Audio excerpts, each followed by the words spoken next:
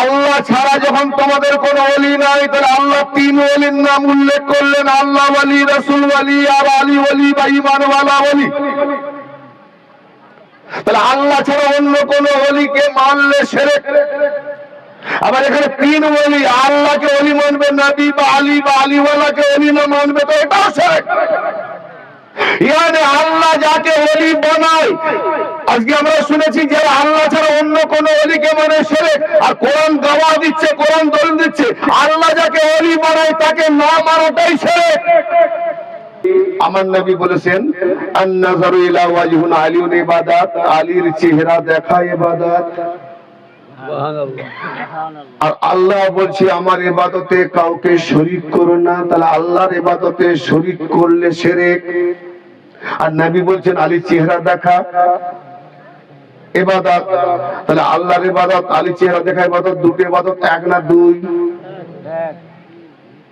তাহলে নিঃসন্দেহে ইবাদত করতে হলে ইমামের চেহারা দেখে ইবাদত করতে হবে, কারণ আল্লাহর দিকে যেতে গেলে আমাকে ওসিলা চিনতে হবে, ঠিক না বেঠিক? কাবাকে দেখে যদি ইবাদত হয়, শিরক না হয়, তো আলীকে দেখলে শিরক কেন হবে?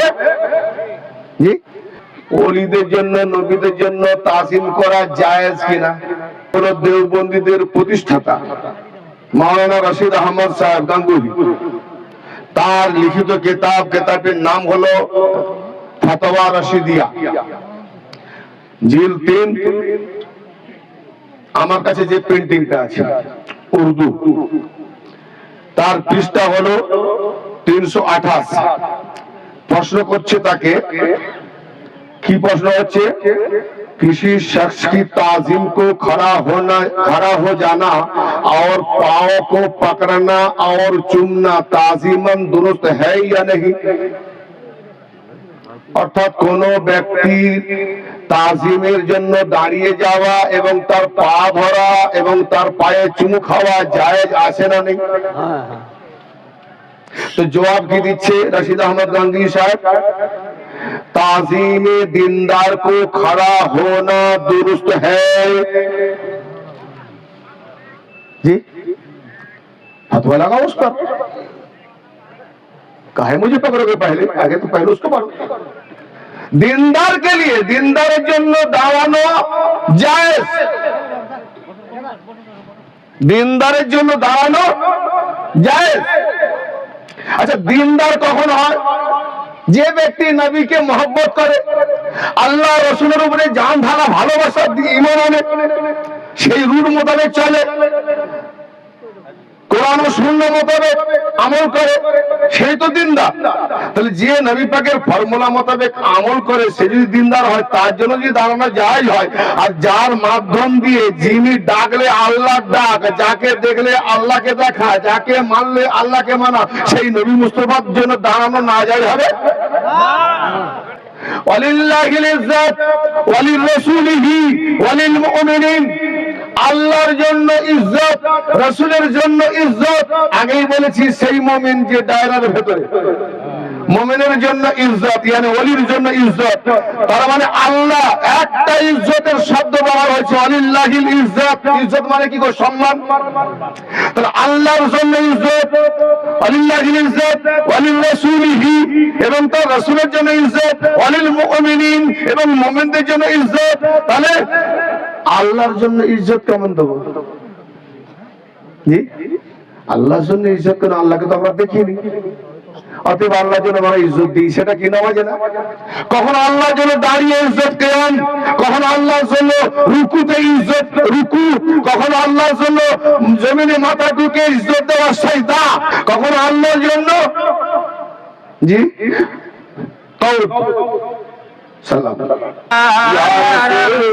সালাম আলাইকা ইয়া হাবিবি, সালাম আলাইকা, সালামুল্লাহ আলাইকা ইয়া রাসূলুল্লাহ, তোমারি নূরের আলোকে জাগরণ এলো ভুলাকে, গাহিয়া উঠিল বুলবুল, ফুটিল কুসুম बुला के या नबी सलाम अलैका या रसूल सलाम अलैका या हबीब सलाम अलैका सलावतुल्लाह अलैका अस्सलामु अलैकुम व রাহমাতুল্লাহি ওয়া বারাকাতুহু। সময় খুব সংক্ষিপ্ত, বেশি সময় নেব না।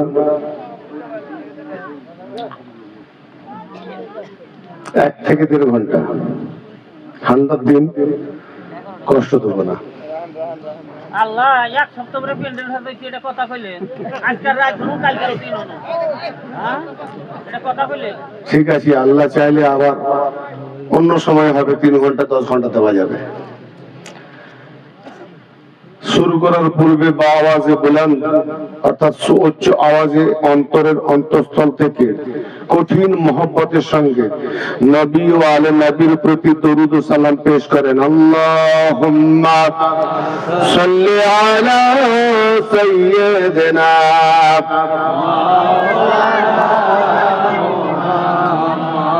ওয়া আলা আলি সাইয়্যিদিনা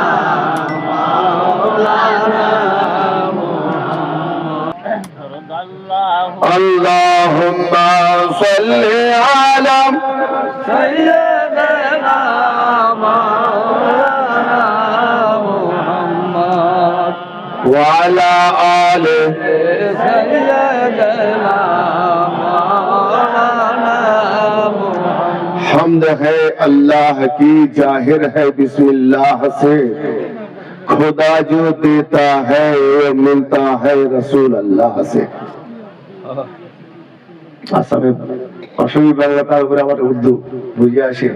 তাম তারিফ আল্লাহ পাকের, কিন্তু বিসমিল্লাহ থেকে জাহের প্রকাশ। আল্লাহ যা কিছু দেয় আমরা পাই রাসূলুল্লাহ থেকে।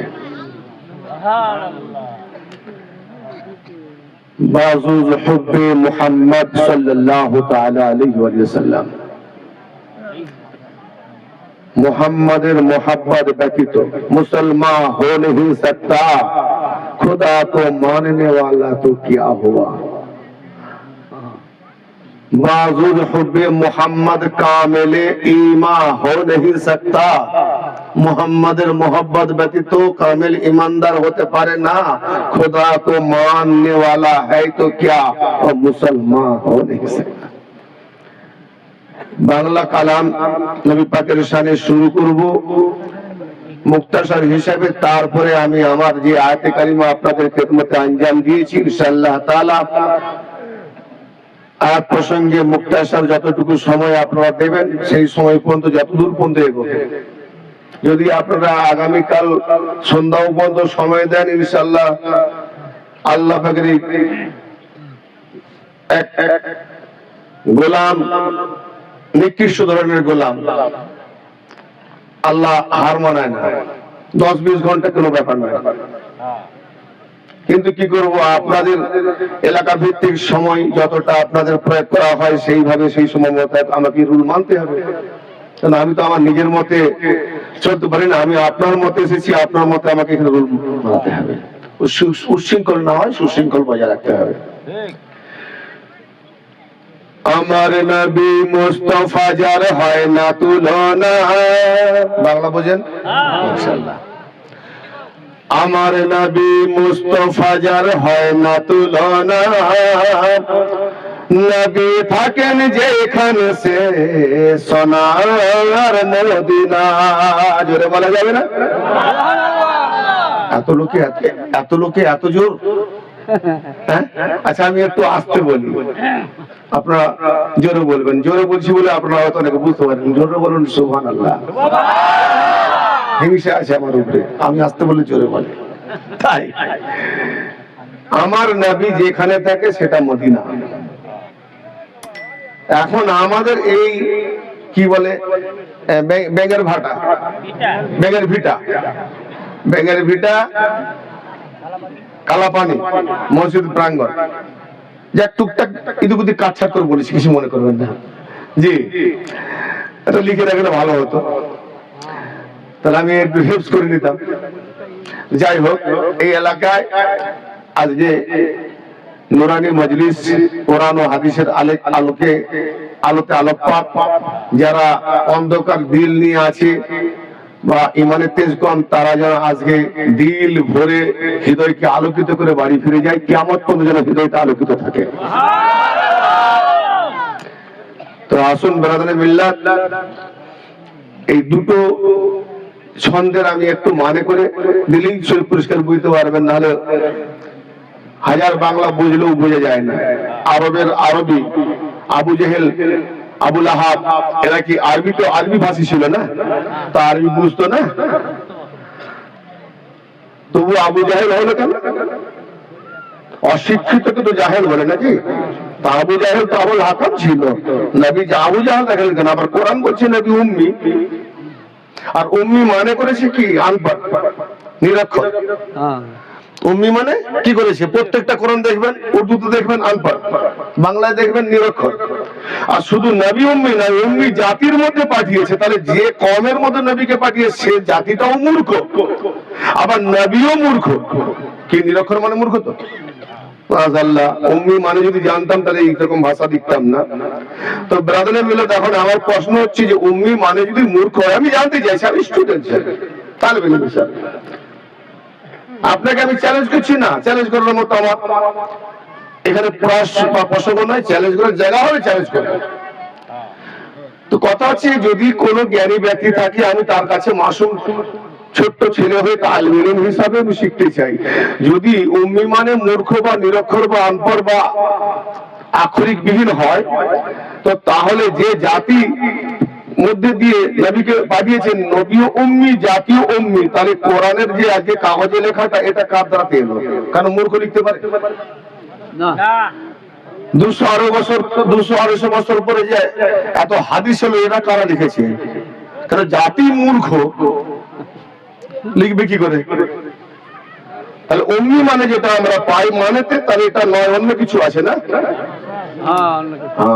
এই জন্য কামেল পীরের দরকার আছে। জি, তা আসলে ইনশাআল্লাহ এখন কথা হচ্ছে, নবী পাক যখন মক্কা থেকে হিজরত করে মদিনায় গেলেন, ওই মদিনার প্রথম নামটা ছিল ইয়াসরিব। জি, যারা এই জেনারেল সাবজেক্টও আগে আমরা পড়েছি, এখন উঠিয়ে দিয়েছি কিনা জানি না, আমাদের ঘরে উঠিয়ে দিয়েছি। তো ইয়াসরিব ছিল। আমার নবী বললেন মদিনার আনসারীরা যারা স্বাগতম জানিয়ে আবর্তনা জানিয়ে আনতে এসেছিলেন, ও মদিনার সাহাবীরা আনসারীরা, বলো তো এই সাহাবীরা আনসারীরা এই জায়গাটার নাম কি গো?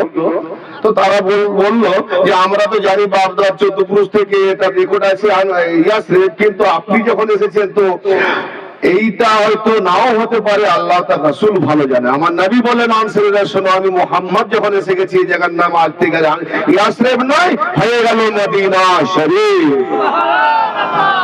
মানে নবী মুহাম্মদ যেখানে কদম রাখে, যেখানে স্থান গ্রহণ করে, সেই জায়গাটা যদি মদিনা হয়, তো কোরআন সূরা আল আহজাব 6 নম্বর আয়াত, আন-নাবিয়্যু আওলা বিল মুমিনিনা মিন আনফুসিহিম।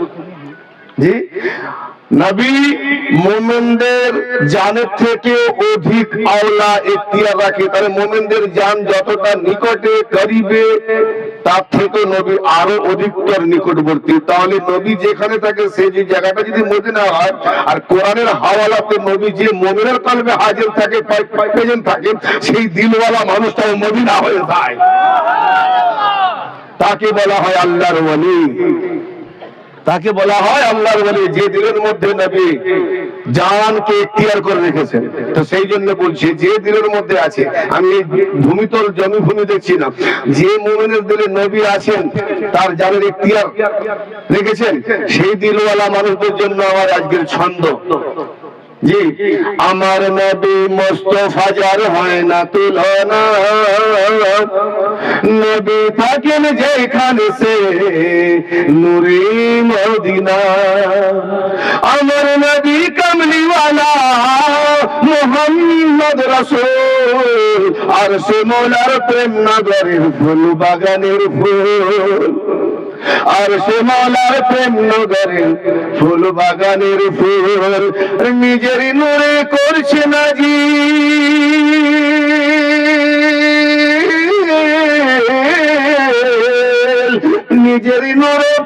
নিজের নূরে করছে নাজিল মালিকের রব্বানা। নবী থাকেন যেখানে সে সোনার মদিনা। আল্লাহুম্মা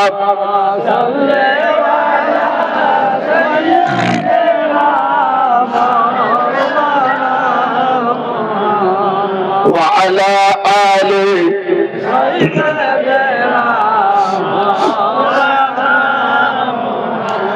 পারের কান্ডারি খোদা করলো নবীকে, পৃথিবীতে দেখালো তার নূরের ছবিকে। জোরে বলেন সুবহানাল্লাহ। আজকে নূরের ছবি দেখে তুই মানাচ্ছি না। পৃথিবীতে দেখালো তার নূরের ছবিকে, তিনি যখন পারের মাঝিকে, আমার নবী না, তিনি যখন পারের মাঝি আমাদের আর কি ভাবনা। নবী থাকেন যেখানে সে সোনার মদিনা। আল্লাহুম্মা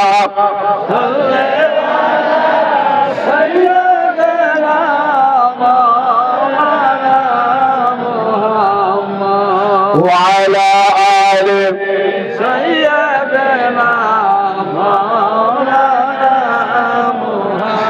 খোদার প্যারা হইবে যারা নবী পেয়েছে,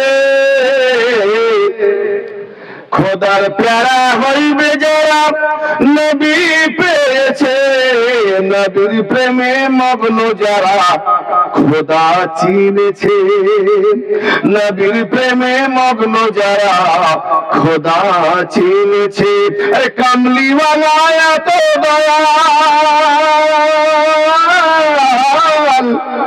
কামলিওয়ালা এত দয়াল নাই রে সীমানা। নবী থাকেন যেখানে সে সোনার মদিনা। নবী থাকেন যেখানে সে সোনার মদিনা। আল্লাহুম্মা সাল্লি আলা সাইয়্যিদিনা মাওলানা মুহাম্মদ সাইয়্যিদিনা মাওলানা মুহাম্মদ। খোদার নূরে নূরি নবী,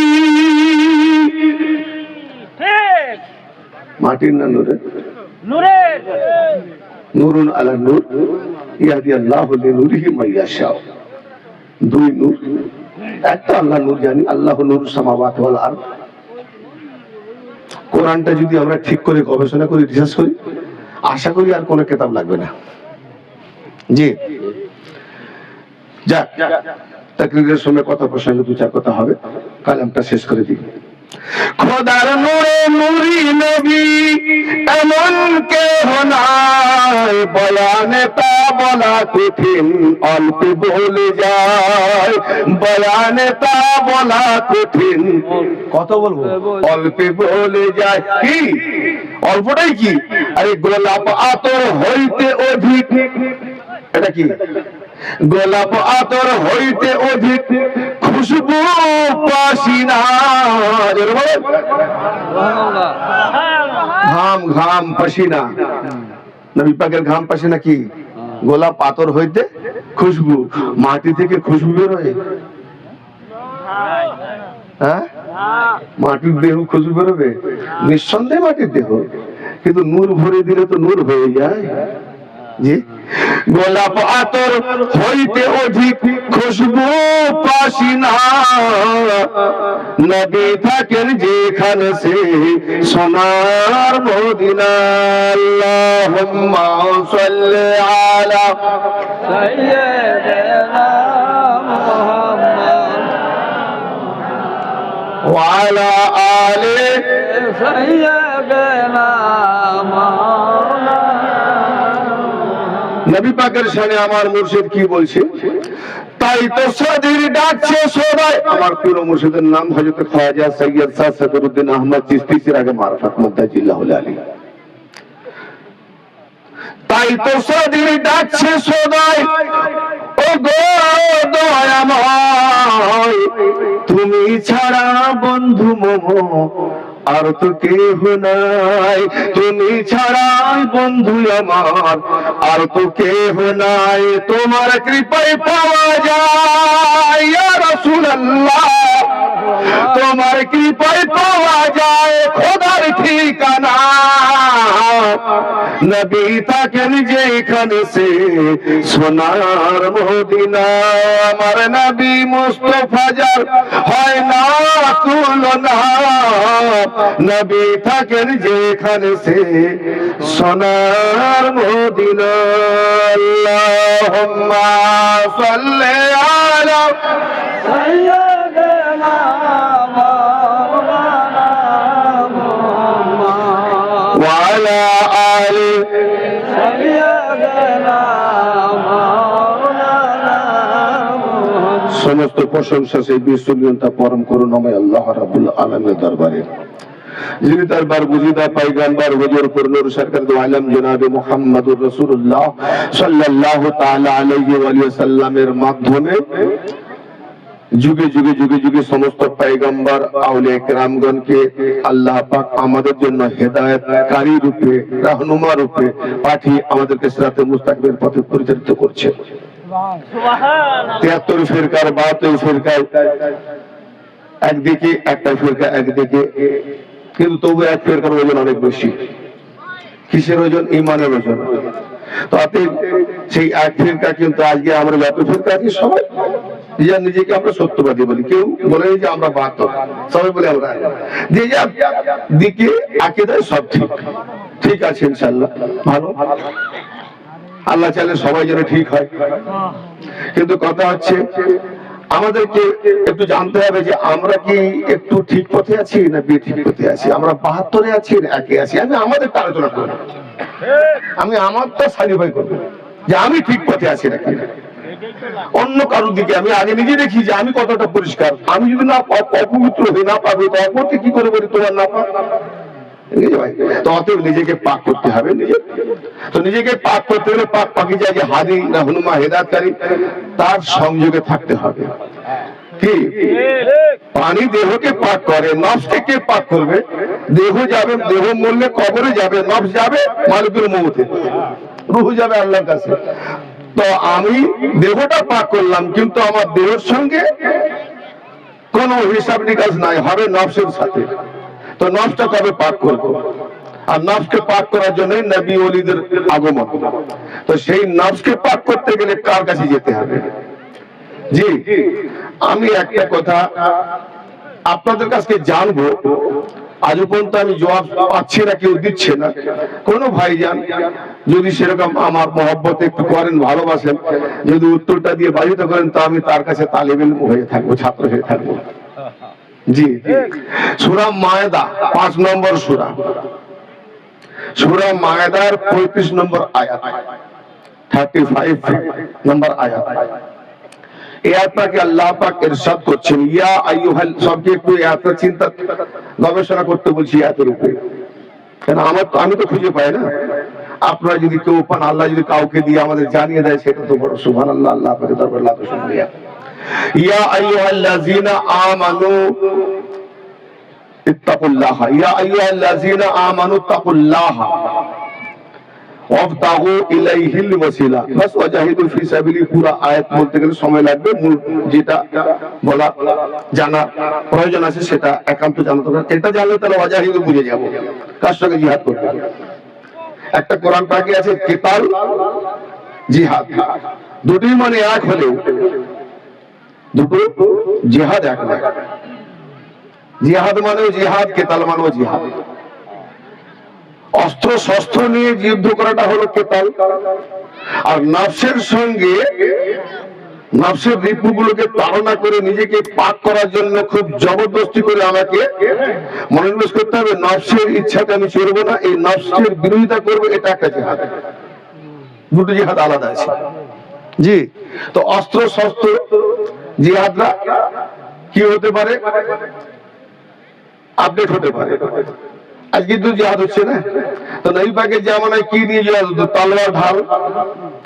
আজকে যদি জেরুজালেম বা আপনার প্যালেস্টাইনরা যদি তলোয়ার ঢাল নিয়ে যুদ্ধ করে, আজ প্যালেস্টাইন থাকতো? এখনো যে আছে তারা থাকতো? তাহলে আপডেট হয়।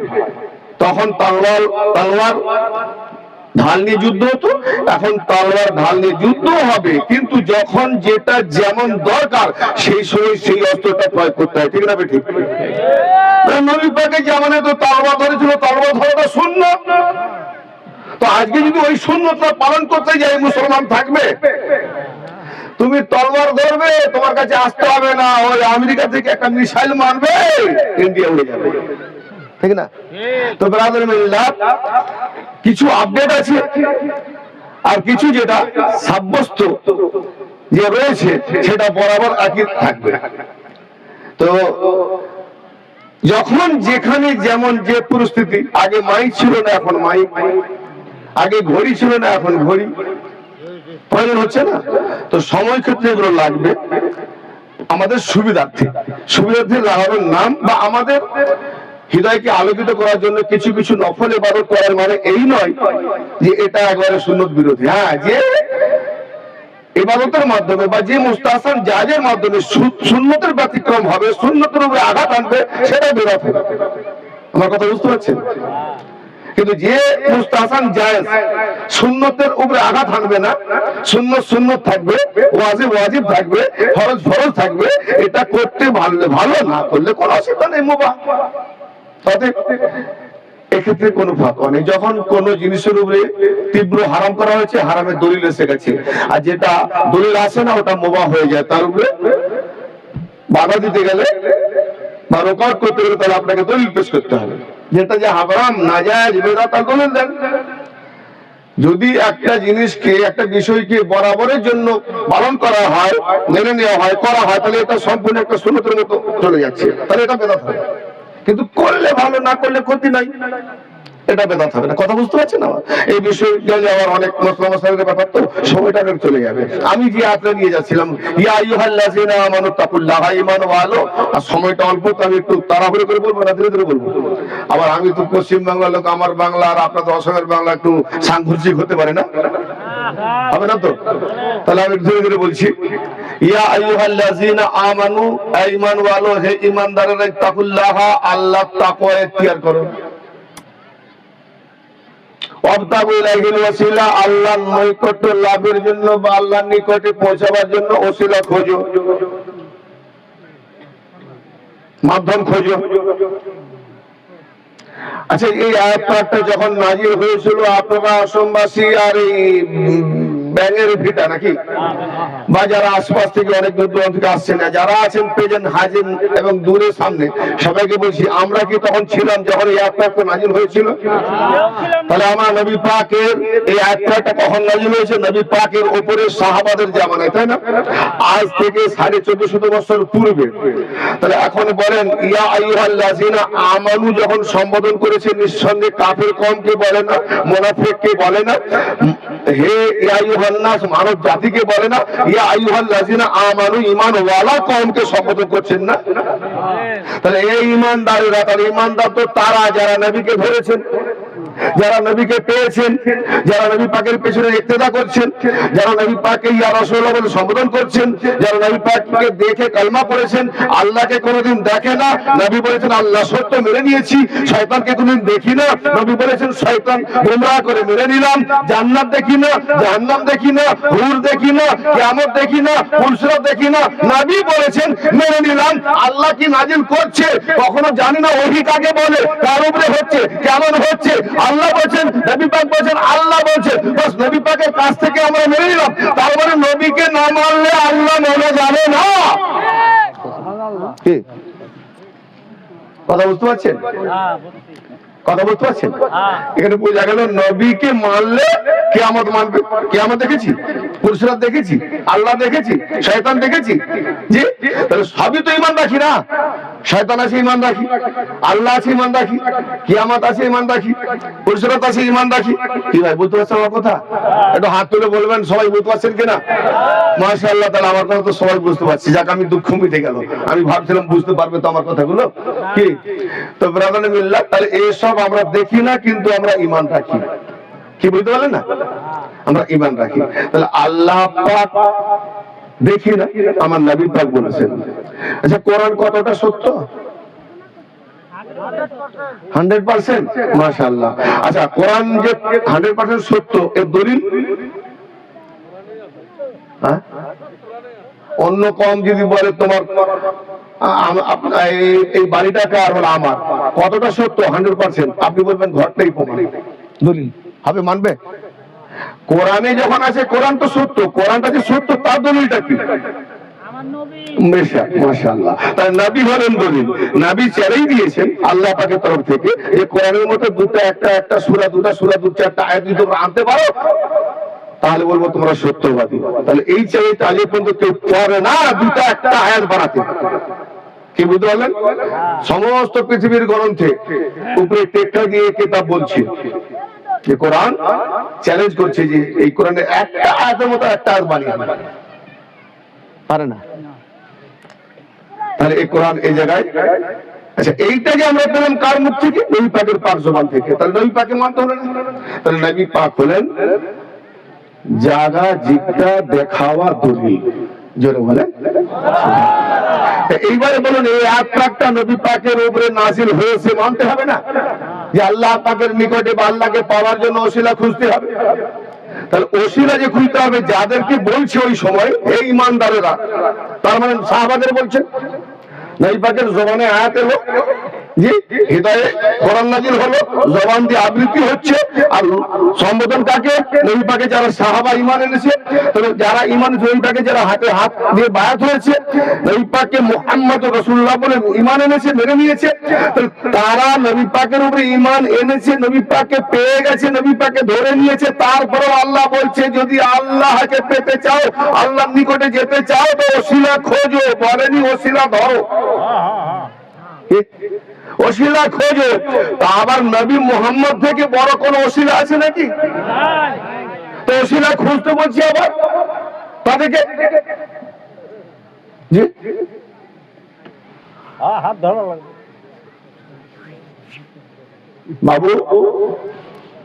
হাত ধরেছে সাহাবারা, হ্যাঁ ধরেছে, হাত ধরেই বায়াত করেছে সাহাবারা।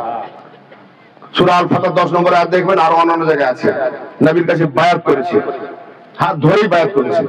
তারপরেও বলছে ওসিলা খোঁজো। সাংঘাতিক ব্যাপার না? কি ব্যাপার!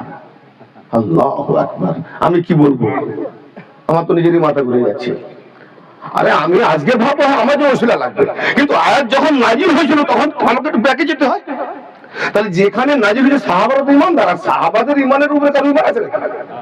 তো তাদের মতো ঈমানদার দিয়েও কি আল্লাহ পাক সম্বোধন করে বলছে, এই ঈমানওয়ালা, ঈমানদাররা যারা ঈমান এনেছো, আল্লাহর নিকটে যাওয়ার জন্য, আল্লাহর নিকটে লাভের জন্য ওসিলা খোঁজো। আরে নবী তো দেখতে পাচ্ছি, নবীকে ধরেছি, খুঁজবো কোথায়? আলীকে খুঁজো। বাবা শান্তি, না জেনে বলবেন না। আলীকে খুঁজে দলিল দিতে হবে, মুখে বললে হবে না। হ্যাঁ, দলিল দিতে হবে। তো বিরাদরে মিল্লাত, আমি সেই আয়াতে যাচ্ছি, এবার দেখি ওসিলাটা কোথায় খুঁজবো। আল্লাহ পাক কোরআন পাকে বলছে, ওমা লাকুম মিন দুনিল্লাহি মিন ওয়ালিয়্যিন ওয়ালা নাসির। তোমাদের কেবলমাত্র আল্লাহ ওয়ালি। ওমা লাকুম মিন দুনিহি, নাই কোন তোমাদের জন্য তিনি ছাড়া, তথা আল্লাহ ছাড়া, মিন ওয়ালিয়্যিন ওয়ালা নাসির, কোন ওয়ালি আর কোন মাদাদগার। আল্লাহ ছাড়া তোমাদের নাই কোন ওয়ালি, নাই কোন সাহায্যকারী।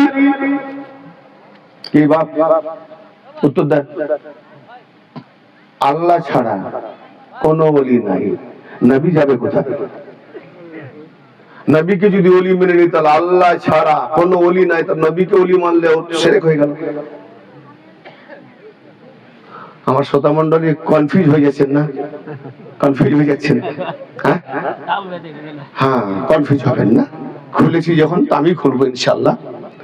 ওমা লাকুম মিন দুনিল্লাহি মিন ওয়ালিয়্যিন ওয়ালা নাসির, আল্লাহ ছাড়া তোমাদের নাই কোনো ওলি আর নাই কোনো সাহায্যকারী। তো এই আয়াতকে ডিফারেন্স রেখে একটাই জোর দিই, এই তো আল্লাহ বলে দিয়েছে আল্লাহ ছাড়া খাজাকে ওলি মানা শিরক, আল্লাহ ছাড়া গৌসকে ওলি মানা শিরক, আল্লাহ ছাড়া আলীকে ওলি মানা শিরক, আল্লাহ ছাড়া নবীকে ওলি মানা শিরক, কারণ নবী আল্লাহ নয়। জি, তাহলে আল্লাহ একমাত্র ওলি। সূরা বাকারার ইরশাদ হচ্ছে আল্লাহু ওয়ালিয়ুল্লাযিনা আমানু ইখরিজুহুম মিনাজ যুলুমাতি ইলান নূর। আল্লাহ হলো ঈমানদারদের ওয়ালি, অন্ধকার থেকে নূরের দিকে বের করে আনে। একটা কথা বলুন, আল্লাহ পাক আদম আলাইহিস সালাম থেকে আজ পর্যন্ত কোনদিন কোথাও কেউ প্রমাণ দিতে পারবে যে আল্লাহ নিজে এসে অন্ধকার থেকে বান্দাকে বের করে নূরের দিকে নিয়ে গেছে? তাহলে আজকে কোন দিকে নিয়ে যাব? যেখানে আল্লাহ বলছে হে নবী আপনি কাকর নিক্ষেপ করেননি, আমি নিক্ষেপ করেছি। হে নবী আপনার হাতে বায়াত করেননি, আল্লাহর হাতে বায়াত করেছে। এ থেকে বোঝা গেল যে আল্লাহর নবীকে ওলি মানা মানে আল্লাহকে ওলি মানা, আর নবী যাকে ওলি দেখিয়েছেন তাকে ওলি মানা মানে আল্লাহকে ওলি মানা। অতএব আলীর দ্বারা যদি হেদায়েত পাই তো ওটা আল্লাহরই হেদায়েত, ওলির দ্বারা যদি হেদায়েত পাই তো ওটা আল্লাহরই হেদায়েত, নবীর দ্বারা যদি হেদায়েত পাই তো ওটা আল্লাহরই হেদায়েত। আল্লাহ আসে না, আল্লাহ করিয়ে নেয়। জি, তাহলে একটা প্রমাণ দেন। আল্লাহ তো বলি, আল্লাহ নিজেই বলছে আল্লাহ ওয়ালিউল মুমিনিন, মুমিনদের ওলি হলো আল্লাহ, ঈমানদারদের ওলি হলো আল্লাহ। এর সম্পর্কে অনেক দলিল কোরআনে আছে। আর আল্লাহ ছাড়া তোমাদের কোনো ওলি নাই। এইবার যদি আল্লাহ ছাড়া তোমাদের কোনো ওলি নাই, আল্লাহকে ওলি মানতে হবে। এই ওলির সঙ্গে যদি আর কাউকে ওলি মানে কি হবে? জি, কি হবে গো? শিরক হয়ে যাবে না? তা আল্লাহ শিরকে মাফ করবে। শিরক কত বড় গুনাহ জানেন? সূরা লোকমান আয়াত নাম্বার 13 শেষের দিকে বলা হচ্ছে ইন্নাশ শিরকা লাযুলমুন আযীম, শিরক মারাত্মক জুলুম। শিরক পাপটা মহা জুলুম। যে শিরক করে তাকে আল্লাহ ক্ষমা করে না। এই শিরকের টপিকে নিয়ে গেলেও তো সময় লাগবে। তো এটা জানে, সবাই জানা আছে শিরক ব্যতীত আল্লাহ যাকে ইচ্ছা ক্ষমা করবে না, কিন্তু শিরককারীকে ক্ষমা করবে না। ঠিক না ভাই? শিরককারীকে ক্ষমা করবে না। তো শিরকটা কি? প্রকৃতপক্ষে আমাদের জানতে হবে শিরকটা বলে কাকে। আমরা শিরক করছি না তো, পীর মুর্শিদ ওলি গস কুতুব মানি। আল্লাহ বলছে আমি ছাড়া কোনো ওলি নাই, তারপরেও আল্লাহকে ফেলে দিয়ে আমরা অন্যান্যদেরকে ওলি মানছি। শিরক করছি না তো? কনফিউজ হয়ে যাচ্ছে। হ্যাঁ, শুনে যান, শিরক করছি কি না করছি দেখি ভাইয়ারা আমার। আবার সূরা আল কাহফ শেষের আয়াত, فمن كان يرجو لقاء ربه فليعمل عملا صالحا ولا يشرك بعبادة ربه أحدا। যে ব্যক্তি আল্লাহ পাকের সাথে মুলাকাত করতে চায়, সাক্ষাৎ করতে চায়, সে যেন আমল করে, কর্ম করে। কি আমল? কর্ম তো অনেক রকম। আমলে সালেহা, সালেহা মানে নেক লিখেছে, সংশোধনকারী আমল। আমলটা যে করছি সংশোধন করে দেখতে হবে আমলটা ঠিক না বেঠিক। এই সালেহা আমল যারা করবে, ওয়ালা ইউশরিক বিইবাদাতি রাব্বিহি আহাদা, এবং আল্লাহর ইবাদতে অন্য কাউকে শরীক করো না। জি, তো আল্লাহ ওয়ালি, তার ইবাদত করব, সেই ওলিকে ছেড়ে অন্য কাউকে আবার ওলি মানবো, তাহলে তো শিরক হয়ে যাবে। মারাত্মক ব্যাপার। বাঁচার উপায় কোথায়? আমি বলি আবার এই কোরআন থেকে, হে আল্লাহ এ কেমন হলো? তুমি যখন ওলি, তুমি ছাড়া যখন কোন ওলি নাই, তাহলে আবার তুমি কোরআন পাকে আবার তিন ওলি কেন বললে? জি, বান্দার রাইট আছে না আল্লাহকে জিজ্ঞেস করবে? রাইট নাই? জিজ্ঞেস করার অধিকার নাই? হ্যাঁ না বলছে না কেন? জিজ্ঞেস করার, জানার অধিকার আছে না? তা আমি আল্লাহকে আজকে জিজ্ঞেস করছি আপনাদের সামনে, সূরা মায়েদা 55 নম্বর আয়াত, ইন্নামা ওয়ালিয়ুকুমুল্লাহু ওয়া রাসূলুহু ওয়াল্লাযীনা আমানুল্লাযীনা ইউকিমুনাস সালাতা ওয়া ইউতুনাজ যাকাতা ওয়া হুম রাকিউন। ইন্নামা কালমায়ে হাসর, একটা সীমারেখা, বাউন্ডারি। সীমারেখার ভেতরে যারা থাকে তারা খাস, সীমারেখার বাইরে যারা থাকে তারা আম। একটা স্পেশালিস্ট খেলার গ্রাউন্ডে প্লেয়াররা যখন খেলা করে তাদের একটা বাউন্ডারি থাকে, বাউন্ডারির ভেতরে খেলে। আমার ছেলে গোল দিয়েছে, বুক 5 হাত হয়ে গিয়ে ছুটে না মাঠে নেমে যাবো, ছেলেকে চুমু খাবো, আইন বিরোধী, সিস্টেম বিরোধী। খেলার মাঠে নামার অধিকার নেই। এ হচ্ছে বাউন্ডারি। তো সীমারেখার মধ্যে আল্লাহ থেকে কি বলছে? ইন্নামা, বাস, কেবলমাত্র, এর থেকে আর কেউ নেই। এবার কেবলমাত্রকে দেখতে গেলে কারা কারা আছে? ওয়ালিকুমুল্লাহ, ইন্নামা ওয়ালিকুমুল্লাহ, কেবলমাত্র তোমাদের ওলি হলো আল্লাহ, ওয়া রাসূলুহু, তার রাসূল ওলি। সুবহানাল্লাহ। ওয়ালিকুমুল্লাহ ওয়া রাসূলুহু ওয়াল্লাযীনা আমানু, এবং ঈমানওয়ালারা, ওয়ালি ঈমানওয়ালা বহুবচন। এই আয়াতটা নাযিল হয়েছে হযরত মাওলা আলী আলাইহিস সালাতু ওয়াস সালাম যখন নামাজ হালতে রুকু অবস্থায় ছিলেন। সেই সময় এক সায়েল এসে প্রশ্ন করলেন, আল্লাহর ঘরে মসজিদে কেউ আমার দেনেওয়ালা আছে, আমাকে দেবে। যখন কেউ দিচ্ছিল না, সবাই তো অনেকেই নামাজ পড়ছিলেন, কেউ তার ফিরছিল না, তো নামাজ হালতে কে জবাব দেবে? কে বা দেবে? তো বলে চলে যাচ্ছেন তাফসিরে মাদারিক, তাফসিরে দুররে মানসুর, বিভিন্ন তাফসিরের মধ্যে আছে। আমি বিভিন্ন তাফসিরের নাম দিতে গেলে অনেক সময় প্রয়োজন হয়, বা যদি প্রয়োজন হয় জানতে চান তাফসির হাওয়ালা সব পেয়ে যাবেন। তো কেউ যখন দিল না, আল্লাহকে বলছি, আল্লাহ তোমার নবী পাকের মসজিদ থেকে ফিরে যাচ্ছি, এমন কোন বান্দা কাজ দিল না। সেই সময় আলী, হযরত আলী রাদিয়াল্লাহু তাআলা রুকু হালতে ছিলেন। উনি রুকু অবস্থাতে হাত পিছনে হাত করে ইশারা করে ডাকলেন, এদিকে এসো। যেই সায়েল ভিখারি এসে গেল, তো হাতটা বাড়ি দিয়ে বলছে চলে গেল। আংটিটা নিয়ে ভিখারি দরজাতে, মসজিদ দরজা থেকে বেরিয়ে গেল। অমনি নবী মুস্তাফা সাল্লাল্লাহু তাআলা আলাইহি ওয়া সাল্লাম এসে বলছে, এই সায়েল দাঁড়াও দাঁড়াও, তোমাকে কেউ কিছু দিয়েছে মনে হয়? বলে হ্যাঁ। কি দিয়েছে? বলে যে আংটি। কে দিয়েছে? ওই যে রুকুতে আছে, এখনো রুকুতে আছে। ওকে জানো? বলে ও হলো আলী। জোরে বলেন। আচ্ছা, নামাজ হালতে ভিখারিকে দান করা নামাজ হবে? কোথায় থাকবে মশলা? আল্লাহর ওলি নবী পাক যখন রাওয়াহুল বুখারী সূরা আনফালের 24 নম্বর আয়াত প্রসঙ্গে হাদিস এসেছে, আবু সাঈদ ইবনে মুআল্লা রাদিয়াল্লাহু তাআলা আনহু নামাজে দাঁড়িয়ে গেছেন, নবী পাক তার পাশ দিয়ে এলেন, আর এসে পিছন দিকে ডাকছেন, আবু সাঈদ। তিনি নামাজ ছেড়ে এলেন না, কিন্তু নামাজ ছেড়ে আসার অধিকার আছে, কেন? নবী হলেন দলিল। জি, তো তিনি পূর্ণাঙ্গ নামাজ আদায় করে নবী পাকের সামনে এসে বলছে, লাব্বাইক ইয়া রাসূলুল্লাহ। কোথায় ছিল তখন? আমি তো ডেকেছি না। আপনি তো জানেন ওই মাত্র নামাজে দাঁড়িয়েছি, নামাজটা ছেড়ে কি করে আসি? ও, কে দিয়েছে তোমাকে নামাজ? বলে আপনি। এনেছে কে? আপনি। শিখিয়েছে কে? আপনি। ডেকেছে কে? আপনি। তাহলে তিনটে মানলে একটা মানলে না কেন? জি, দিয়েছি আমি, এনেছি আমি, শিখিয়েছি আমি, তিনটা মেরেছি না? ডাকলাম আমি। আল্লাহু আকবার। আল্লাহ বড়, নবী ছোট। আচ্ছা, আল্লাহ কি বড়, নবী ছোট? আল্লাহ কি ছোটর কাছে ছোট হতে চায়? কি সাংঘাতিক ব্যাপার না? সূরা আনফাল 24 নম্বরে তখন নবী পাক বলছেন, তুমি কি কোরআন পড়ো নাই? তার মানে পড়তো, জানতো। নালে নবী জিজ্ঞেস করবে কেন তুমি কোরআনটা পড়ো না?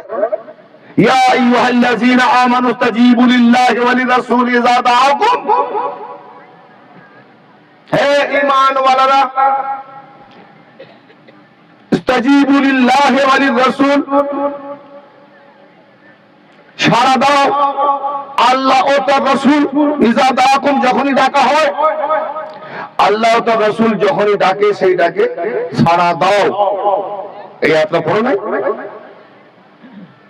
আচ্ছা, ডেকেছিল কে? আবু সাইদ ইবনে মুআল্লাকে নবী। আর জবাব দিচ্ছে কি? আল্লাহ ও তার রাসূল যখনই ডাকবে সেটাকে সাড়া দাও। আল্লাহ কখন ডাকে বান্দাকে? তাহলে আল্লাহ ডাকে নবীর জবান দিয়ে, আল্লাহ ডাকে বান্দাকে ওলির জবান দিয়ে। জোরে বলেন সুবহানাল্লাহ। ওলির ডাক তো আল্লাহর ডাক, নবীর ডাক তো আল্লাহর ডাক। আমরা আল্লাহর ডাক শুনতে পাই না। জি, তাহলে আমরা আল্লাহর ডাক শুনবো ওলির জবান থেকে, আমরা আল্লাহর ডাক শুনবো নবীর জবান থেকে, ঠিক না বেটি? তাহলে এর থেকে বোঝা যাচ্ছে কোথায় ওসিলা হচ্ছে। হ্যাঁ, ওসিলার দিকে যাচ্ছি না? আল্লাহর নৈকট্য লাভের জন্য ওসিলা খোঁজো। আমার নবী পাকের হাদিস জানেন না, পড়েও করে না দেখার ভান করে চলে যায়। আনা মাদরাতুল ইলম আলিন বাবুহা মান আরাদাল মাদিনাতা ফালিয়াতিল বাব। আমার নবী বলেছেন আমি হলাম ইলমের শহর, আলী দরওয়াজা। যে ব্যক্তি আমার কাছে আসতে চায়, ইলম জান শিখতে চায়, সে যেন আলীর কাছে আসে। সুবহানাল্লাহ। আল্লাহর কাছে যেতে হলে নবীর দরকার, নবী ওসিলা। নবীর কাছে যেতে হলে ওসিলা দরকার, আলী ওসিলা। সুবহানাল্লাহ। জি, नबी खबर देने वाला और आली हिदायत करने वाला। जोरे बोलेন না? এটা দলিল কোথায়? দলিল অনেক আছে, একটা দলিল দিয়ে দিই। হাজা হাদিসুন সহিহুল ইসনাদ, মুস্তাদরাক আলা সহিহ है, হাকিম নিশাপুরি, শাকিল यानी ইমাম বুখারী ইমাম মুসলিম শর্তে হাদিসটা সহিহ মান দিয়েছে। কিন্তু এই সহিহ হাদিসটা এলো কার সূত্রে? সূরা রাদ আয়াত নাম্বার 7, 13 নম্বর সূরা। ইন্নামা আনতা মুনজির ওয়া লিকুল্লি কওমিন হাদ। হে নবী, কেবলমাত্র আপনাকে সতর্ককারী করেছি। এখানে ইন্নামা বাউন্ডার, কেবলমাত্র আপনাকে সতর্ককারী করেছি। প্রত্যেক কওমদের জন্য এক হাদি রয়েছে। তাহলে প্রত্যেক কওম, প্রত্যেক জাতি, আমরা কি শুধু মুসলিম জাতি আছি? না, আরো জাতি আছে। তাহলে প্রত্যেক কওমদের জন্য আল্লাহ যখন হাদি দিয়েছে, এটা কোরআন বলছে না? প্রত্যেক কওমদের জন্য যখন আল্লাহ হাদি পাঠিয়েছে, হেদায়েতকারী পাঠিয়েছে, তাহলে আমি না জেনে কাউকে কাফের করাটা ঠিক হবে? মারাত্মক ভুল হবে। জি, আমি তো নিজেই ঠিক হতে পারিনি, কাফের ফতোয়া দেবো কাকে? সূরা নূর 21 নম্বর দেখুন। আসমান আর জমিনের মধ্যে যাহা কিছু আছে সবাই আল্লাহকে, সবাই আল্লাহ তাসবিহ করছে। এমনকি অত্যায়ু সাফাত পক্ষীকুল সারিবদ্ধভাবে তারা কাতার বন্দী হয়েছে, ঘুরে দিচ্ছে, তারাও তাসবিহ করছে। কুল্লু কাদ আলিমা সালাতাহু ওয়া তাসবিহাহু, তারা প্রত্যেকে নিজ নিজ নামাজ জেনে গেছে, তাসবিহ জেনে গেছে। আসমান আর জমিন, আসমানে যা আছে, জমিনে যা আছে, মধ্যস্থ যা আছে, উড়ন্ত যা আছে, সবাই আল্লাহ তাসবিহ করে, সবাই আল্লাহর নামাজ পড়ে। কুল্লু কাদ আলিমা সালাতাহু, প্রত্যেকে নিজে নিজে নামাজ জেনে গেছে। তাহলে প্রত্যেকেই নামাজি, বেনামাজি থাকলো কে? জি, তাহলে তাদের নামাজ দেখেছি, কিয়াম করে, রুকু করে। তা নামাজ মানে কি উঠা বসার নাম নামাজ? জি, প্রত্যেকে আল্লাহ পাকের সাথে এবং আল্লাহ পাকের যে হাদিরা রয়েছে তাদের সঙ্গে যারা সংযোগ লাগিয়ে রেখেছে, এই সংযোগের আরবি হলো সালাত। জি, তো আজকেও আমরা যখন ওই কাতারবন্দি হতে ইমামের সঙ্গে সংযোগে ইক্তেদা করতে হয়, ইমাম মুক্তাদি দুটোই মিলে আল্লাহ সংযোগ, বিশেষ করে কোরআনের সংযোগ। আল্লাহ পাক কোরআন পাঠিয়েছে, কোরআনকে অনুধাবন করেন, ওঠা বসা তাসবিহর মাধ্যমে, শুকরিয়া আদায়ের মাধ্যমে কোরআনটাকে শেখো, কোরআনটাকে জানো। কিন্তু আমরা সূরা ফাতিহাটা যে পড়ি সেটাও মানে জানি না। ঠিক, আমি আল্লাহকে কি বললাম? একজন মাতাল যদি গাল দেয়, সে জানে আমি কাকে গাল দিয়েছি, এটা সে জানে। কিন্তু আমরা কি মাতাল না হুঁশিয়ার আছি যে সূরা ফাতিহাটা পড়ে সে মানেটাও জানলাম না, আল্লাহকে কি বললাম? গালাত দিলাম, তা ভালো কথা বললাম, কি বললাম? এটাই আফসোস। তো যদিও আজকে আমি সূরা ফাতিহা তাফসীর করব না, সূরা ফাতিহাকে নিয়ে ওয়াজ করতে গেলে আমার এখন বিছরাত দরকার, কিন্তু কমসে কম সারাংশ 4-5 ঘন্টা। তো ব্রাদারে মিল্লাত, আমি শুরু থেকে যে কথাগুলো বলে এসেছি আপনারা একটু ফলো করবেন। ওসিলা না, এই ওসিলাটা একান্ত জরুরি কিনা, প্রয়োজন কিনা?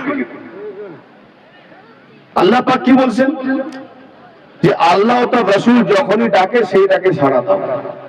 কিন্তু ডাকটা সম্পর্কে নবী কোরআন থেকে প্রমাণ দিলেন, জানিয়ে দিলেন তুমি কি কোরআন পড়ো নাই? আরে নবী পাকের ডাকটাই হলো আল্লাহর ডাক। তার মানে আল্লাহকে পেতে গেলে নবীর আওয়াজে সাড়া দিতে হবে, আল্লাহকে পেতে গেলে ওলির আওয়াজে সাড়া দিতে হবে।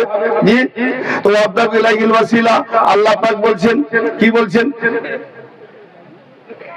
যে ইন্নামা ওয়ালিকুমুল্লাহু ওয়া রাসূলুহু ওয়াল্লাযিনা আমানুল্লাযিনা ইউকিমুনাস সালাতা ওয়া ইউতুনাজ যাকাতা ওয়া হুম রাকিউন। জি, কেবলমাত্র তোমাদের ওলি হলো আল্লাহ এবং তার রাসূল এবং ঈমানওয়ালা।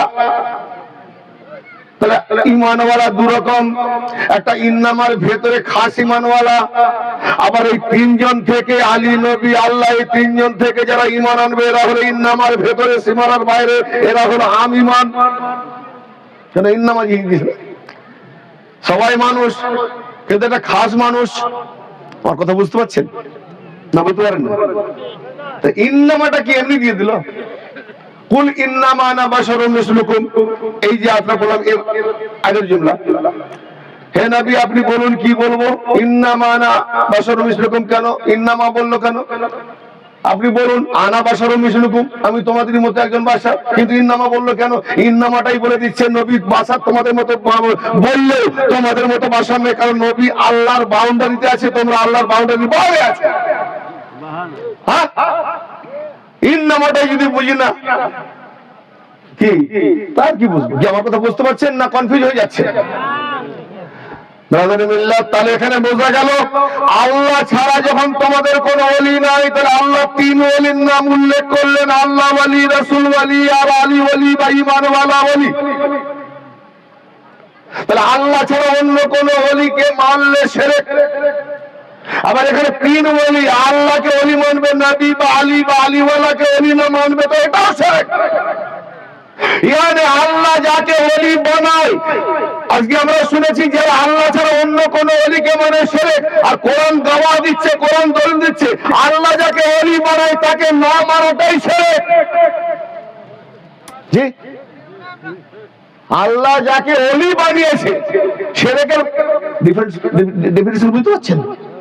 হ্যাঁ, আল্লাহ দেখেন একজন মূর্তি বানিয়ে পূজা করছে, আর একজন কাউকে বানিয়ে এ করছে, ঠিক না? তো ব্রাদার মিল্লাত, তো আল্লাহ যাকে বানায় তার বানিয়েছে কাকে? আমাদের জন্য। কি ভাই, আল্লাহ যাকে বানিয়েছে আমাদের জন্য। তো যদি আমাদের জন্য বানিয়ে থাকে যে আল্লাহ ওলি, রাসূল ওলি, ঈমানওয়ালা ওলি, তাহলে এই ঈমানওয়ালা কারা ওলি, রাসূল যে রাসূল ওলি, এই ওলিকে যদি না মানে তাহলে আল্লাহর সঙ্গে মানলে শিরক। এই কথা বলা ভুল হবে। তাহলে আল্লাহ যাকে বানিয়েছে, আচ্ছা তো বরাবরে মিল্লাত,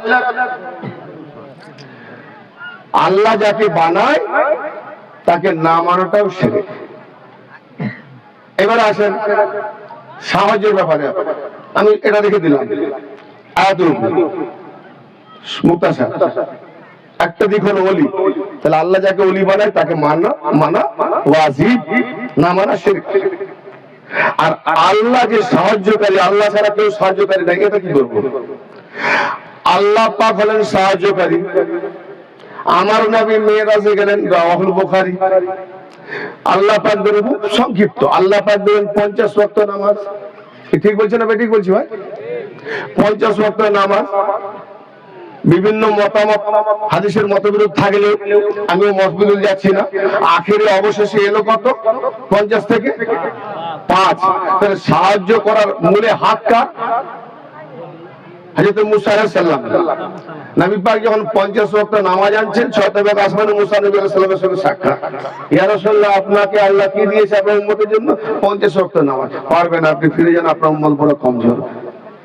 আমি এদিকে মান থেকে যাচ্ছি না, ফিরে যাচ্ছি না, শুনে যাচ্ছি না, কথা একটাই যে যখন মুসা নবীর সাহায্য, এই মুসা নবীর কথা শুনে নবী পাক গেলেন, তখন আল্লাহ 5 9 বার কমিয়ে কমিয়ে 45 ওয়াক্ত মাইনাস হলো 5 ওয়াক্ত নিয়ে এলেন। তাহলে সাহায্য যদি মুসা নবী না করতেন তাহলে 50 ওয়াক্ত আনতেন। আর মুসা নবী সাহায্য করেছেন তাই ফলে 5 ওয়াক্ত। তো আল্লাহ ছাড়া যদি কারো সাহায্য নেব না, ওলি নবীদের সাহায্য নেব না, তাহলে 50 ওয়াক্ত পড়তে হবে।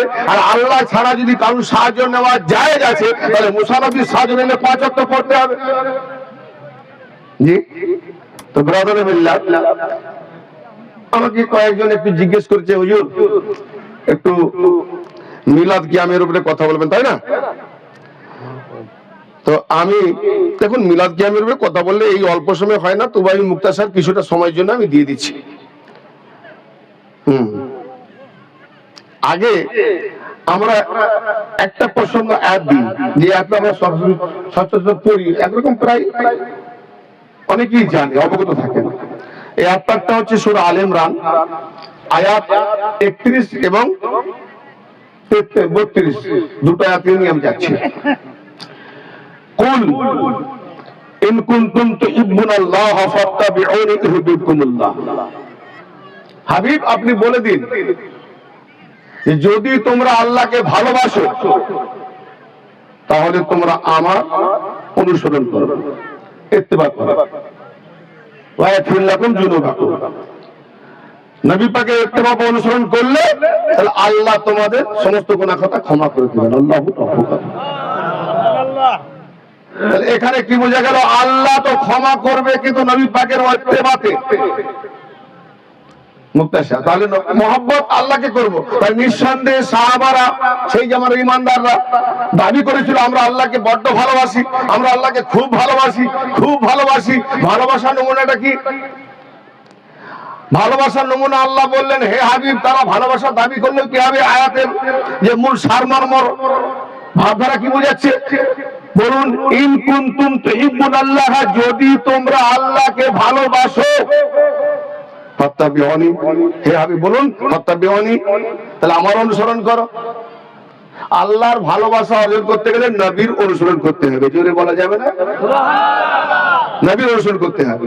তো নবীর অনুসরণ করতে গেলে নবী পাকে মহব্বত করতে হবে না? বিনা ভালোবাসায় অনুসরণ করবো? যাকে ভালোবাসবো তার তো অনুসরণ করবো না। তো নবীর অনুসরণ করতে হবে, তবে আল্লাহ গুনাহ খাতা মাফ করে। নবীর অনুসরণে আল্লাহ গুনাহ খাতা মাফ করে, নবীর ইত্তেবাতে গুনাহ খাতা মাফ করে। আবার বলছি আল্লাহ, কুল আতিউল্লাহ ওয়াল রাসূল, হে হাবিব আপনি বলুন, হে হাবিব আতিউল্লাহ, তোমরা আল্লাহর অনুসরণ করো এবং রাসূলের অনুসরণ করো। জি, ফাইন তাওয়াল্লাউ ফাইন্নাল্লাহা লা ইউহিব্বুল কাফিরিন। যদি আল্লাহ ও তার রাসূলের অনুসরণ না করে, মানে আল্লাহর অনুসরণ করতে গেলে রাসূলের অনুসরণ করতে হবে, রাসূলের অনুসরণ যদি না করে, মুখ ফিরিয়ে নেয় তারা, তাহলে কি হবে? আল্লাহ কাফেরদেরকে পছন্দ করে না। তাহলে আল্লাহর নবী থেকে যারা মুখ ফিরিয়ে নেবে তারা হলো কোরআন মোতাবেক কাফের। অতএব আমি আপনি যতই কাফের বলি, এই ফতোয়া প্রযোজ্য হবে না। কোরআন যাকে কাফের বলবে সেটা কাফের মানতে হবে, ঠিক না নাকি? অতএব আল্লাহ পাক কি বলছেন? হে নবী বলে দেন, রাসূলের ইত্তেবা করো। মাইয়ুতির রাসূলা ফাকাদ আতাল্লাহ, যে ব্যক্তি রাসূলের ইত্তেবা করলো, অনুসরণ করলো, সে আল্লাহর অনুসরণ করলো। তো রাসূলের অনুসরণ মানে রাসূলকে মহব্বত করতে হবে। আমার রাসূল কি বলছেন আমার অনুসরণ করবে, প্রমাণ দাও। এই প্রমাণে আমি এখন আপনাদের কাছে একটা হাদিসে যাচ্ছি। ইন্নামা আনতা মুনজির ওয়া লিকুল্লি কওমিন হাদ, আমি রেখে দিচ্ছি, সবাই পেলে বলে দেবো, কারণ আমি দেখেছি আমার মনে আছে। এই হাদিস পাঠটি আছে, মিলিয়ে নেবেন, যদি না পান তো আপনাকে দেখিয়ে দেবো ইনশাআল্লাহ। 76 একটি হাদিস আছে, সুনান তিরমিজি কিতাবুল মানাকিব, হাদিস নাম্বার 3000, একদম নাম্বার বলে দিচ্ছি, খুঁজে পেয়ে যাবেন। সুনান তিরমিজি কিতাবুল মানাকিব, হাদিস নাম্বার 3733, মুসনাদ আহমদ ইবনে হাম্বল, 4 ইমামের এক মাযহাব হাম্বলি। কি মানাতে তো মানবেন না? সেই ইমাম মুসনাদে আহমদ ইবনে হাম্বল, ইমাম আহমদ ইবনে হাম্বল রাহমাতুল্লাহ, তিনি তার ফাজাইলুস সাহাবা তে নিয়ে এসেছেন। হাদিসের রকম নম্বর হচ্ছে 576, এবং ইমাম তাবরানী মুজামুল কবির এই হাদিস পাঠটি নিয়ে এসেছেন 2654। আরো হাদিস মোতালা করলে আসবে। আছে, সময় নেব না। ইমানদারদের জন্য একটা দলিল যথেষ্ট, ঠিক না? এই হাদিস পাকে কি বলছে? আন আলী ইবনে খুদ আলী রওয়ায়াত করছেন, আন আলী ইবনে আবি তালিব আলাইহি সালাম আন্না রাসূলুল্লাহ সাল্লাল্লাহু তাআলা আলাইহি ওয়া আলিহি ওয়া সাল্লাম আখাযা বিয়াদি হাসান ওয়া হুসাইন ফাকাল। হযরত আলী রাদিয়াল্লাহু আনহু তিনি তার থেকে বর্ণিত, আন্না রাসূলুল্লাহ সাল্লাল্লাহু তাআলা আলাইহি ওয়া আলিহি ওয়া সাল্লাম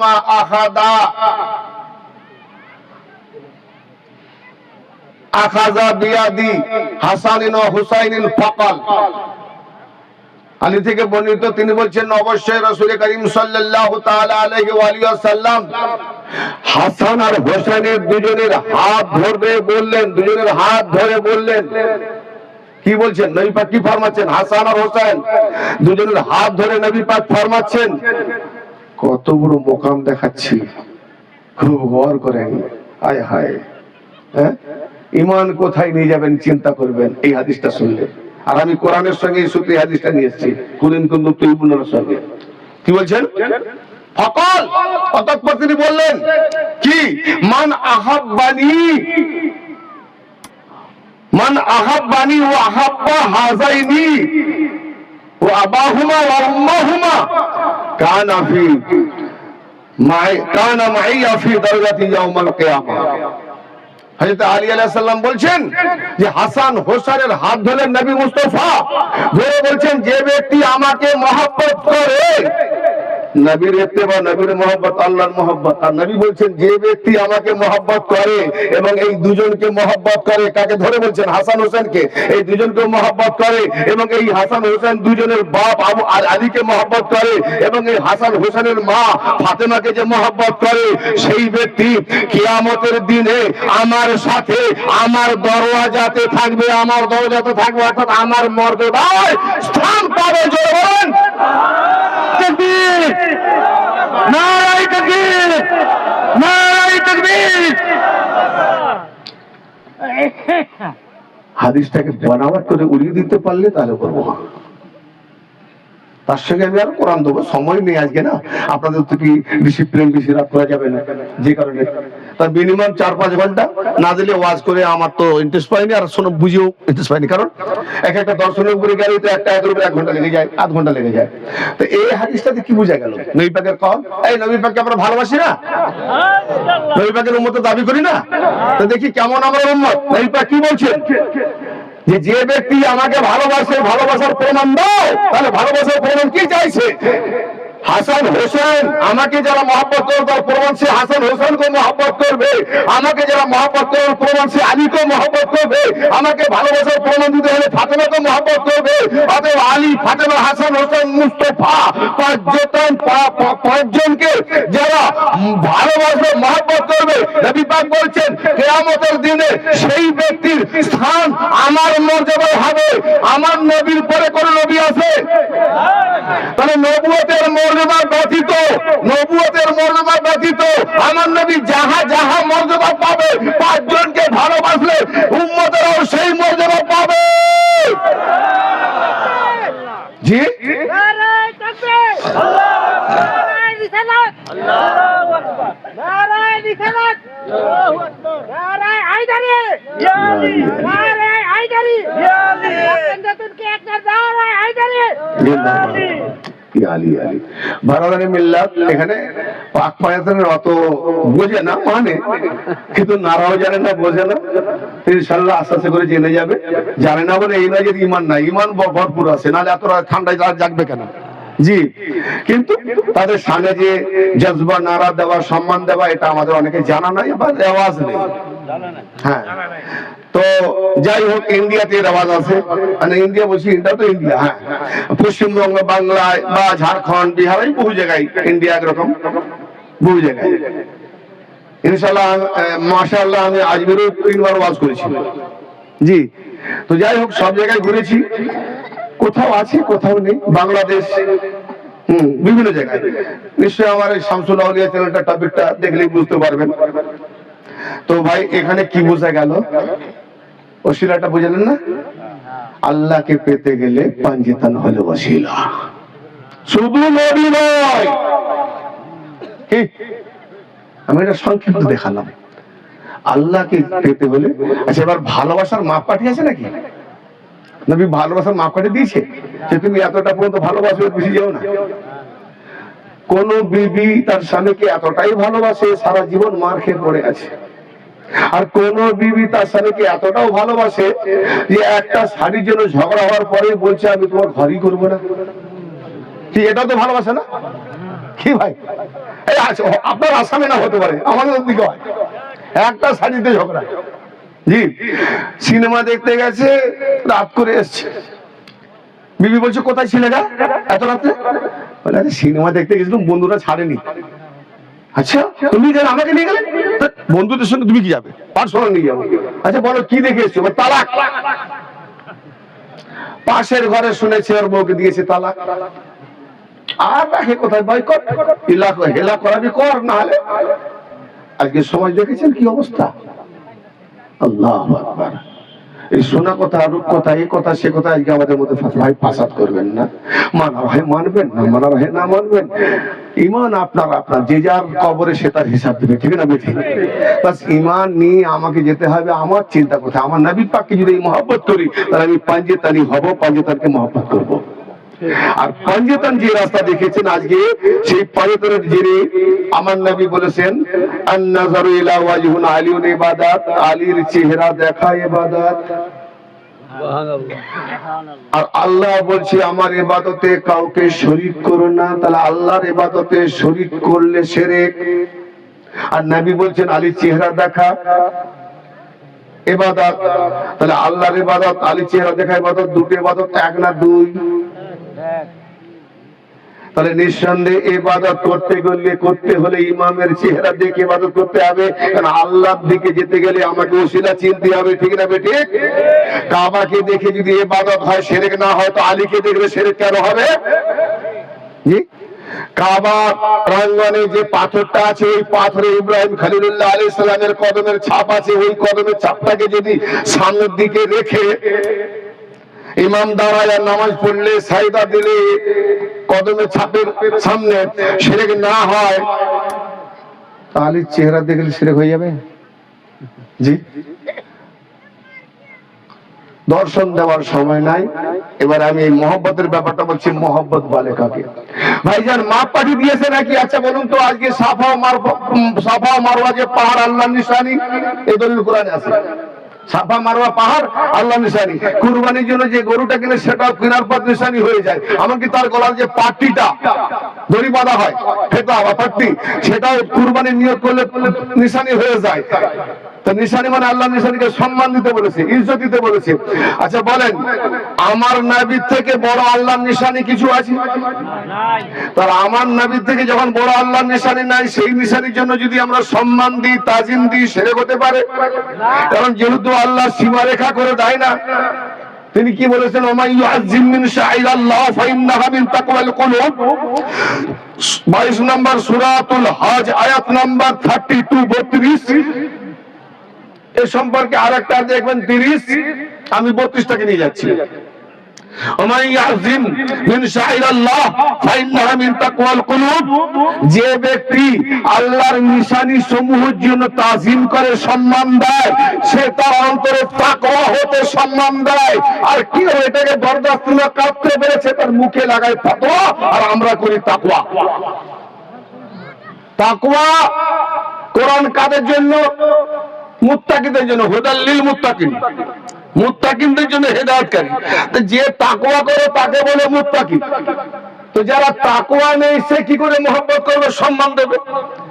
তাহলে তাকওয়া, মুত্তাকি হও, মানে সংশোধনকারী হও, তাহলে তাকওয়া হবে।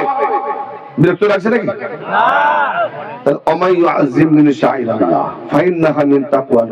যে ব্যক্তি আল্লাহর নিদর্শন সমূহের, নিশানি সমূহের তাজিম করে, সম্মান দেয়, সে তার অন্তর সমূহের তাকওয়া হতে পারে। জোরে বলেন না। বাইরে দেখাবা আল্লাহ ভাবা আলাদা, আর অন্তরের মধ্যে আল্লাহকে রাখা আলাদা, দুটো আলাদা না? তাকওয়া হতে পারে। ব্রাদার মিল্লাত, তাহলে আমরা নবী পাকের জন্য এখন আমরা তাকওয়া করব। আর তাকওয়ার জন্য, তাকওয়ার প্রমাণ দেবো যে নবী পাকের জন্য যদি আমরা একটু দাঁড়িয়ে সালাম কিয়াম করি, মিলাদ করি, যায় না না যায়, এখন এই নিয়ে অনেক বাহাস চলে। ভাই বাস আপনি থাকেন, আপনার বাস আপনার জায়গায় মোবারক। আমি নবীকে মহব্বত করি, প্রাণ ঢালা ভালোবাসা, মহব্বতের কোনো মাপকাঠি নাই। কোরআন ও হাদিসের আলোকে যে আলোটা দেবে, তাই কম আলো হোক আর বেশি আলো হোক, আমি এখান থেকে দেখছি হ্যালোজেনের 500 পাওয়ারের হ্যালোজেন, ওখানে যারা আছে খুব তীব্র আলো পাচ্ছে, আমি দূরে আছি একটু সামান্য আলো পাচ্ছি, কেউ আরো দূরে চলে গেছে আলোই পায়নি, তো সে দোষটা আমার কি যদি কেউ না আলো পায়? অতএব যে যতটা আলো পাবে সে ততটা সেই মোকাম দেখতে পাবে। তো আহান ওলিদের জন্য, নবীদের জন্য তাজিম করা জায়েজ কিনা? ভাইরা আমার, একটা কিতাব আপনাদের কাছে পেশ করছি। কিতাবটার নাম হলো দেওবন্দীদের প্রতিষ্ঠাতা মাওলানা রশিদ আহমদ সাহেব গাঙ্গুহি, তার লিখিত কিতাব। কিতাবের নাম হলো ফাতওয়া রশিদিয়া, জিল 3। আমার কাছে যে প্রিন্টিংটা আছে উর্দু, তার পৃষ্ঠা হলো 328। প্রশ্ন করছে তাকে, কি প্রশ্ন হচ্ছে? किसी शख्स की ताजीम को खड़ा हो जाना और पाँव को पकड़ना और चूमना ताजीमन दुरुस्त है या नहीं? অর্থাৎ কোন ব্যক্তি তাজিমের জন্য দাঁড়িয়ে যাওয়া এবং তার পা ধরা এবং তার পায়ে চুমু খাওয়া জায়েজ আছে না নেই? तो जवाब की दीजिए रशीद अहमद गांधी साहब, ताजीम दीनदार को खड़ा होना दुरुस्त है। जी फतवा लगाओ उस पर, काहे मुझे पकड़ोगे? पहले आगे तो पहले उसको पढ़ो। दीनदार के लिए, दीनदारेর জন্য দাঁড়ানো জায়েজ, দীনদারের জন্য দাঁড়ানো জায়েজ। আচ্ছা, দীনদার কখন হয়? যে ব্যক্তি নবীকে মহব্বত করে, আল্লাহ রাসূলের উপরে জান ঢালা ভালোবাসা দিয়ে ঈমান আনে, সেই রুল মোতাবেক চলে, কোরআন ও সুন্নাহ মোতাবেক আমল করে, সেই তো দিনদার। তাহলে যে নবী পাকের ফর্মুলা মোতাবেক আমল করে সে যদি দিনদার হয়, তার জন্য যদি দাঁড়ানো জায়েজ হয়। আর যার মাধ্যম দিয়ে, যিনি ডাকলে আল্লাহর ডাক, যাকে দেখলে আল্লাহকে দেখা, যাকে মানলে আল্লাহকে মানা, সেই নবী মুস্তাফার জন্য দাঁড়ানো না জায়েজ হবে? আল্লাহু আকবার। সম্মান দিতে বলেছে, ওমাই ইউআযিম মিন শাইরিল্লাহ ফাইন্নাহা মিন তাকওয়াল কুলুব।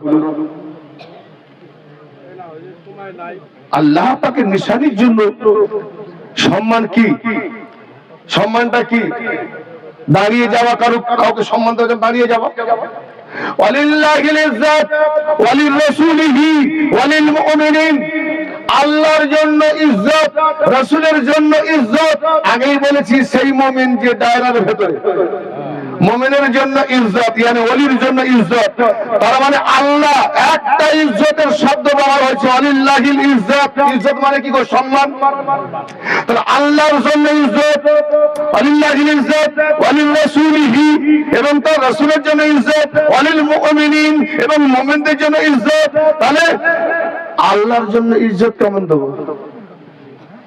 জি, আল্লাহর জন্য ইজ্জত কেন? আল্লাহকে তো আমরা দেখিনি। অতএব আল্লাহর জন্য আমরা ইজ্জত দিই, সেটা কি নামাজে না?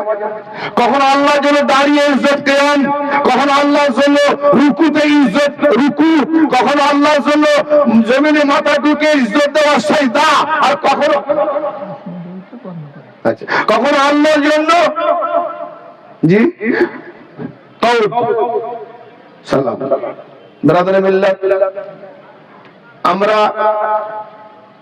যে নবীর জন্য সম্মান দিই, সেই নবীর জন্য সম্মান দেওয়া। আল্লাহ বলছে, হে ঈমানদারগণ, তোমরা আমার নবীর প্রতি দরুদ পেশ করো, সালাত পেশ করো। কিন্তু এখানে বলেনি যে দাঁড়িয়ে করো, বসে করো, শুয়ে করো। বলেছি কি? দায়রা দিয়েছে। তাহলে যখন যেখানে যেরকম মনে হবে সেখানে আমরা নবী পাকের জন্য সম্মান দেবো। এতক্ষণ নবী পাকের কথা আলোচনা করলাম, আল্লাহর কথা আলোচনা করলাম, অলির সম্পর্কের কথা আলোচনা করলাম। তো আখেরে যদি আমরা নবীর ভালোবাসার ক্ষেত্রে দাঁড়িয়ে সম্মান দিই, দিনদারের জন্য দাঁড়ানো জায়েজ। জি, দিনদারের জন্য দাঁড়ানো, যার দাঁড়াতে দিনদার হবে তার জন্য দাঁড়ানো। হবে না? তো অতএব ওয়ালাকিন্নাল মুনাফিকুনা লা ইয়ালামুন, কিন্তু মুনাফিকরা এই ইজ্জত সম্পর্কে কোনো জ্ঞান রাখে না, অজ্ঞ। এটা কোরআন বলছে। তো বেরাদরে মিল্লাত, আল্লাহর নবী যদি আমার হৃদয়ে থাকে বা আল্লাহর নবীর ভালোবাসা থাকে, তো নবীর ভালোবাসায় আমরা অবশ্যই দাঁড়াবো। ইয়া আইয়ুহাল্লাযিনা আমানু সাল্লু আলাইহি ওয়া সাল্লিমু, হে ঈমানদাররা তোমরাও আমার নবীর উপরে সালাত ও সালাম পেশ করো। তাসলিমা, তাসলিমা মানে কি? যখন কোনো ব্যক্তি আসে না, हिंदी उर्दू बोले भाई तस्लीम, तस्लीम कीजिए, जो बोला है तस्लीम कीजिए, यार मान लीजिए, सम्मान दाओ। तस्लीम माँ मिमेर पाशे आलिफ, आलिफेर मतो दाঁড়িয়ে तस्लीम करो। তাই আমরা একটু দাঁড়িয়ে যাই। ইয়া নবী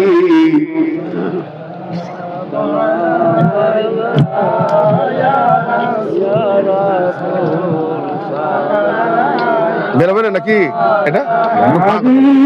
সালাম আলাইকা সালামুল্লাহ আলাইকা সালামু এই জান আলম সালামু ঈমান আলম শাহিদি সুলতান आलम तुमसे है सामान आलम या नबी सलाम अलैका या रसूल सलाम अलैका या हबीबी सलाम अलैका सलामुल्लाह अलैका या रसूल अल्लाह